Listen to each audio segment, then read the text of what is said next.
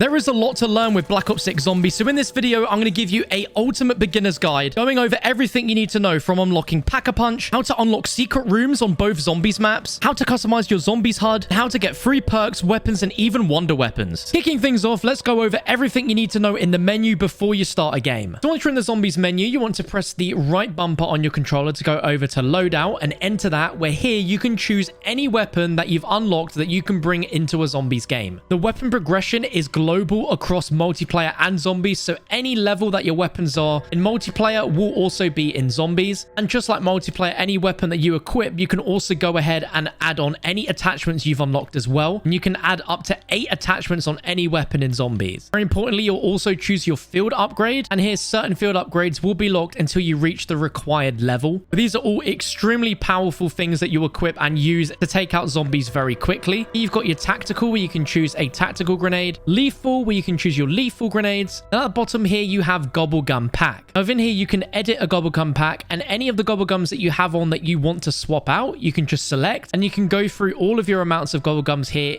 in rare, epic, legendary, ultra, and whimsical. Now, in order to earn GobbleGums inside of Zombies, you simply just play Zombies, and randomly every few rounds, you'll be awarded between 1 and 2 random GobbleGums of random different rarities. If you're lucky, you could even get a Perk-a-Cola at round 9 like me. Once you're all set, you want to head back and go into Augments. Within the Augments menu, click Research Augments. Now, when you first start the game, a lot of these are going to be locked, as you can see, and you'll only be able to activate one of a perk, one ammo mod, and one field upgrade. Once you've activated one and begin playing Zombies just by slaying down the undead, gaining XP, you'll unlock augments that will unlock in this chain. And once you've earned, say, 2 to 3 on Energy Mine, you'll suddenly be able to start researching another field upgrade to learn upgrades for that too. But for other field upgrades, you need to unlock 9 augments to begin, 15, and 21. And that reflects across ammo mods as well, where you need 18 unlocked in order to start researching that, 6 there, and 12 for Brain Rot. And the same goes for the Perk-a-Colas. You can only research one upgrade at a time, and will take a lot of games of you activating to be able to earn all of these benefits. And once you start earning them, you want to go to Equip Augments, and then if we go over to something that you've researched, say Energy Mine,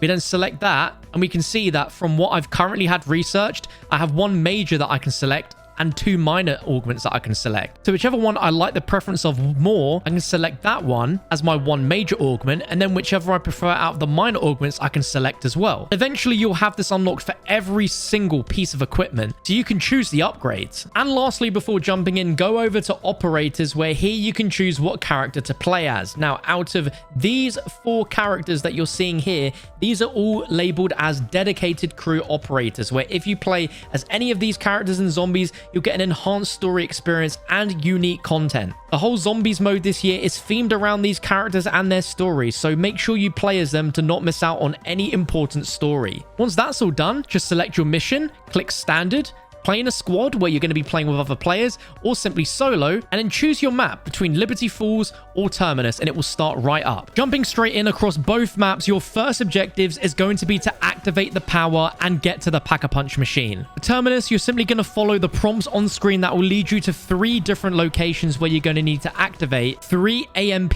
generators. The first one is right outside the spawn room and is clearly labeled, where once you've activated it, you need to go ahead and defend it for 30 seconds from zombies that are already in the round, as well as brand new zombies that will be spawning wearing more hazmat style zombie suits. Your second is going to be in living quarters right opposite the Juggernaut machine, where again activate it and defend it for 30 seconds. The third and final one is underground in the biolab, and once you've defended all 3 successfully, in order to access the Pack-a-Punch, you'll need to dive into the water and resurface the inclined lift by simply going up to this button and holding square for the platform to raise out of the water, giving you Pack-a-Punch access. And on the other map, Liberty Falls, it is even easier than that, where you simply just need to open up the doors that are prompting you all the way from the bottom of the map up the hill towards the church, and then buying the debris to open into the church, where inside you'll have access to the Pack-a-Punch machine. A huge map feature that you'll want to take advantage of as soon as it's available is the SAM trials. There'll be a prompt on screen of it spawning in the location on the map, specifically named so you know where to go. You can also look for it any anywhere by looking for a purple beam of light, which isn't to be mistaken with the mystery box. By going up to the machine, you can activate it for 500 points to start a special challenge. This could literally be anything, such as getting crouch kills, getting kills without moving, taking out specifically vermin zombies, staying put in a single area, taking zombies out using only lethal equipment, and taking zombies out whilst only using certain score streaks or certain perks or certain traps. If you complete within the time frame given,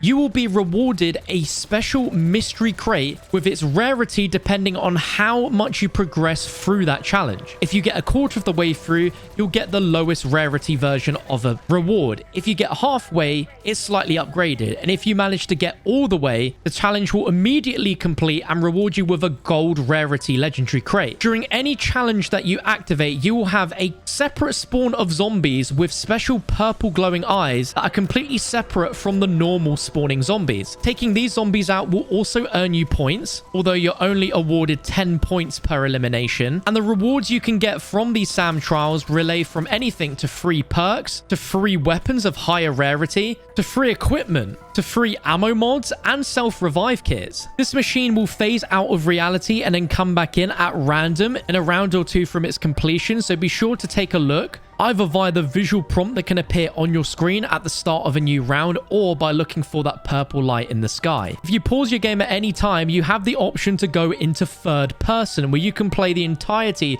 of zombies in third person if you so choose to. But one of the single greatest additions that they've added with Black Ops 6 Zombies when you pause your game is if you go over to interface, you'll now be able to change your HUD. Under gameplay HUD in interface, you can change the layout to be standard for Black Ops 6 Zombies, classic to match a Black Ops 3 style, or even redacted, where every single HUD element is completely disabled, so you're playing hardcore zombies. What is crazy is if you go over to visuals within this, you can change the shape of the minimap, get rid of it completely, and literally transform the HUD to your liking, where you can have weapon information either completely visible or completely hidden, the elimination IDs being hidden, medals and notifications being hidden, players and streak toasts, the zombie damage numbers and the zombie health bars, the score feed, and even colors of certain HUD elements. It's definitely worth having a play around to get this to the HUD that you like, as it really is a case of set and forget once you have it exactly the way you want it. Now, both Terminus and Liberty Falls have their own map elements where you can actually access some free loot every so often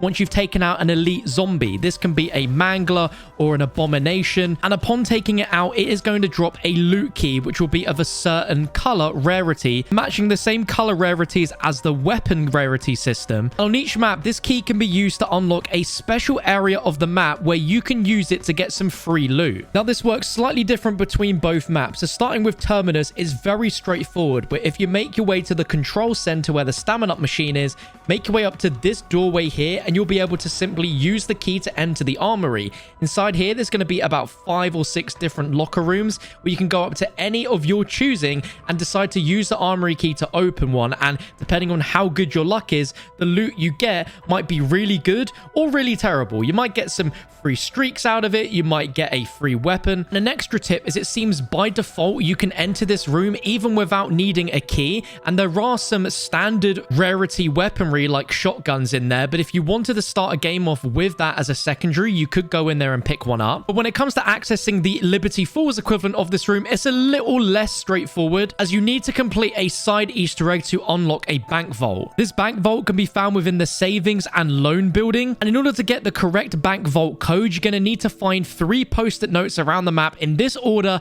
to get your bank vault code. The first part of your code is directly opposite the bank vault, and it's going to be on this table here on this yellow sticky note. The second part of your code is going to be found in Ollie's comics, directly in the middle of the room behind the main counter. You climb over and crouch, you'll see the post-it note with the second part of your code. And the third and final part of your code is going to be in Fuller's Liberty Lanes. Make your way up to this counter and shoot this bucket, and it's going to reveal the post-it note with the third part of your your code. Once you have the 6-digit code in the correct order, simply put that in the bank vault, and now that bank vault will be available for you for the rest of the game. And anytime you take out a mangler, you'll get a key where you can enter the vault and then use it in one of the deposit boxes, just like you could with one of the armory boxes on Terminus, and potentially get some really good loot. But again, your luck varies depending on the rarity of key, as you can get green, which is the lowest, blue, which is the medium rarity, and then gold, which is the highest rarity. Another beginner tip is over on Terminus, there is a ton of shovels that you can find all around the map. They are highlighted and are mainly found outside and in the caves that lead to the biolab, as well as on some of the islands that are out from the main part of the map. Make sure you pick them up, because around the map there are a ton of dig spots, just like on Origins, where you can use your shovel to find some potentially useful items, including the chance of free perks. Definitely worth the few extra seconds it takes to dig a spot once you've ran over it, as you never know what you might find. Now, if we go back to GobbleGums that we spoke about at the start of the video, you can hit the GobbleGum machine for absolutely free whenever you want, but once you've grabbed that GobbleGum, you'll then need to wait another 5 minutes of in-game time on that round to hit the machine again,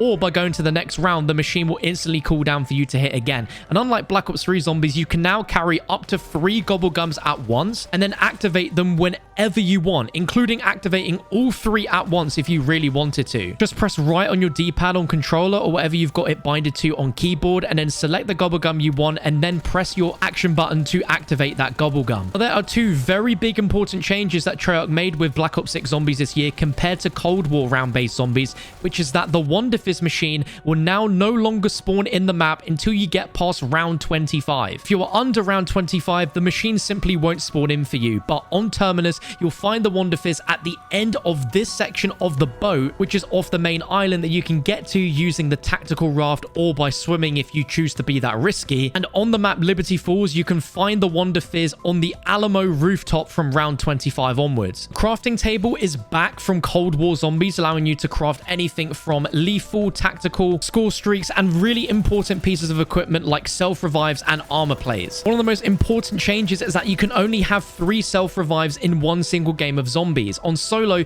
you spawn in with a self-revive and you can only craft 2 total, for a max of 3 in a game. If you max that out, you cannot create any more at all. And the mechanic added in Cold War that returns is the exfil, where every 5 rounds after round 10, you can decide to exfil and leave the match with some bonus XP. And in order to do so, you need to go ahead and interact with the exfil prompt that will appear somewhere on the map, where once you've activated that, you then need to go to a specific area and take out a bunch of zombies within that time limit in order for you to actually escape. But if you exfil at round 15 or higher, you will actually earn some additional whimsical GobbleGums for exfilling successfully. Between round 15 and 29, you'll earn 1 whimsical, 30 to 44, 2 whimsical GobbleGums, and round 45 plus, you'll earn 3 whimsical GobbleGums. But what if you don't want to exfil, but you just can't keep playing anymore? Well, Treyarch have added an incredible new feature for solo called Save and Quit. If you pause your game, you'll notice that there is now a pause timer that will be counting down from 15 minutes. And at any point in your game that you pause, this pause timer will continue to count down. And if this gets to 0, your match will be saved and quit after the pause time expires. But if at any point you want to finish playing your zombies game but not actually end the game itself, you can just literally click Save and Quit. You'll see a prompt saying that the match will be saved at the start of the round that you're on, and any progress made during the round will be lost. Once you click save, your game will end, but it will literally be saved at that exact moment in time. So you'll begin on the same round with the same points, the same salvage, same weapons, same everything. And once you're back at the zombies menu, click start mission and then save file, and it will load one save file that will show you the exact map, the round, but you'll also see exactly when this save will expire, meaning you can only have this game saved for 30 days maximum. This means you can literally pick up a solo game of zombies whenever you want within the next 30 days, no questions asked. Unfortunately, you can only save one game at a time, and it can only be on one map. It can't be multiple maps with a save file on each. This save and quit feature will also automatically save your round at the start of every round, so if you disconnect from the internet or lose power, you'll be able to restart your game at the round that you were last at. But that about wraps up everything for the beginner's guide here for Black Ops 6 Zombies. If you want an ultimate guide going deep into every round-based map, including all secrets, Easter eggs, upgrades, and more, then make sure to hit that subscribe button and check them out on your screen right now.